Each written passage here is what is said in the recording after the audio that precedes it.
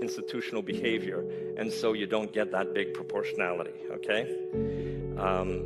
You can also look at another factor, which is inter-county per capita income disparity, which is something we calculated. And what we find is that there are these incredible outliers. So basically, it was very dangerous if you were poor living near rich people, because rich people will build hospitals for you, and they feel compelled to help you, and they will really get in there. And so the strongest example of that was the Bronx, which had a tremendous death rate because of these public hospitals that were just bringing people in and treating them.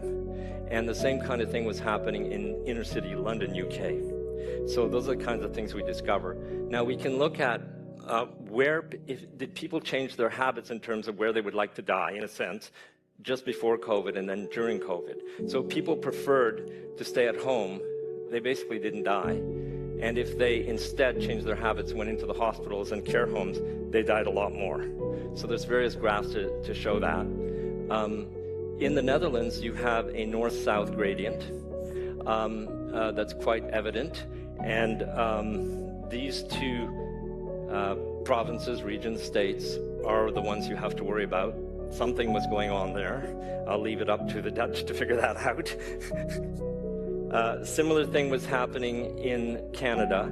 Quebec had the biggest peak of mortality, massive, massive peak.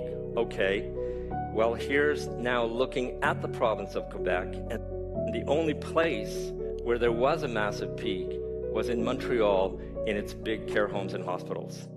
So the pandemic in the whole province was limited to that. So this shows by province in Canada the percent of hospitals that are considered large hospitals, and that on the same graph you have the excess mortality, and Quebec has the largest of both, you see, and they match quite well.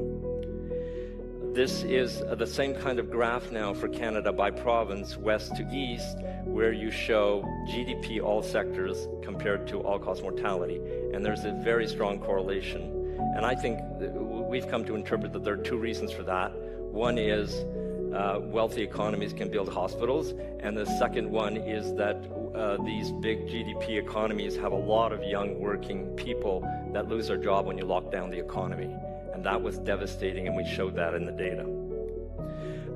We looked at more than 80 socioeconomic parameters for Canada, and we used various statistical methods to study them. We found all kinds of correlations even between the factors. I'll just show you one. Opioid deaths compared to GDP real estate. Another example of living near rich people is a dangerous thing, okay? Okay, here's another one. Flu shots and mental health. If you're very sturdy mentally, you have good mental health, you're not going to get a flu shot, according to this very strong correlation, okay? We looked at all of these factors, and we made graphs like this. So these are Pearson correlation coefficients versus time by year and by sex for the given factor, which in this case is GDP all sectors. So here you see that it's the young males that have very strong correlations to this factor, the young males here. And we also looked at COVID measures, and this next graph is going to shock you.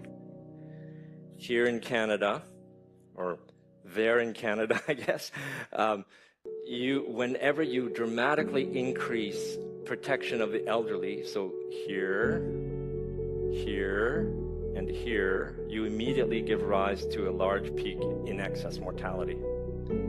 So the more you try, the more you officially have tried to protect the elderly, the more you kill them. And so generally it does not work if you're doing it this way. If you compare now excess mortality to vaccination policy, how many boosters, how many to which ages you're giving, if you have an index to demonstrate that, you cannot see a benefit from the vaccines. That's at best, you cannot see a benefit.